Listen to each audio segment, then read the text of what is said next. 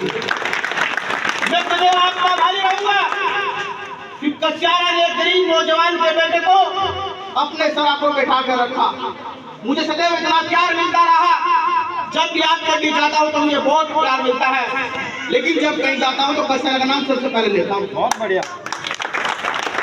नाम इसलिए लेता हूँ कि कसियारा ने सबसे पहले मुझे अपनाया था, फिर बाकी सब गांव ने अपनाया, और इस क्षेत्र जब ये 54 से वोट मिली वो बड़े हो गया है कि सरकार ने मुझे जबरदस्ती जेल में डाल दिया था। चुनाव के दौरान इस सरकार ने मेरे पर मुकदमा लगा के मुझे जेल में डाल दिया गया था।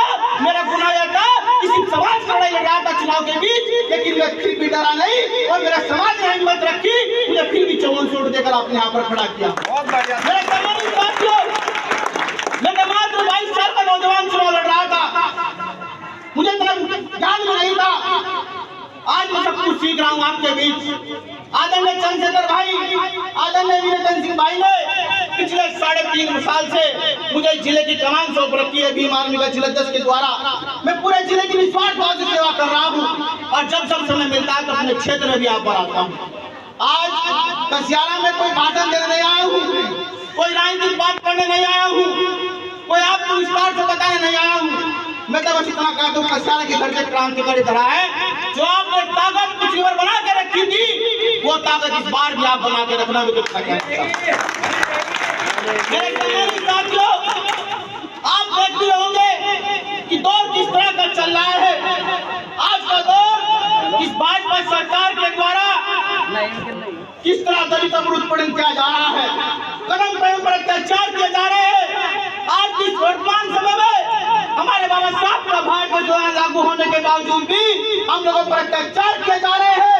ये सरकार के द्वारा हमें मूछ रखने पर मार दिया जा रहा है, हमें घोड़ी पर बैठने मार दिया जा रहा है, ऐसे कदम कदम पर हमारा शोषण किया जा रहा है। लेकिन आज वर्तमान की सत्ता के लोग इस भाजपा सरकार के सामने अगर कोई चट्टान की तरह खड़ा है तो आदरणीय चंद्रशेखर भाई खड़े हैं।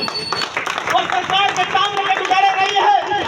इस सरकार ने तो 22 मुकदमे लाए हैं, लेकिन कभी व्यक्ति डरा नहीं रहा है।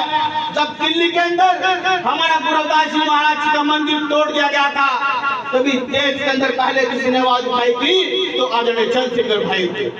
जब इस देश के अंदर 2 अप्रैल का आंदोलन हुआ तब 13 भाई ने शहादत दी थी जैसे क्रांतिकारी वीर शोधाव के लिए। आदरणीय चंद्रशेखर भाई का गुनाह क्या है?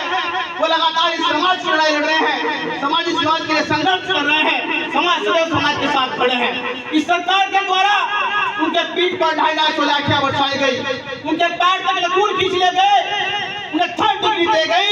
उनका गुनाह है कि वो समाज की लड़ाई लड़ रहे हैं बेवकूफ होकर। मेरे सम्मानित साथियों, अब दौर जागरूकता का और आ गया है। अब समय हो गया है कि जो ताकत पिछले वर्ष थी उस ताकत को दुगनी से मजबूत करना होगा और भीम आर्मी का आजाद समाज पार्टी को मजबूत करना होगा। सम्मानित साथियों, अब समय और भी है। आने वाली जिला पंचायत के साथ आपको 2027 में भी अपने प्रत्याशी जिता कर आपको भेजना होगा। मेरे सम्मानित साथियों, आपको भी तरह तरह के लोग आएंगे।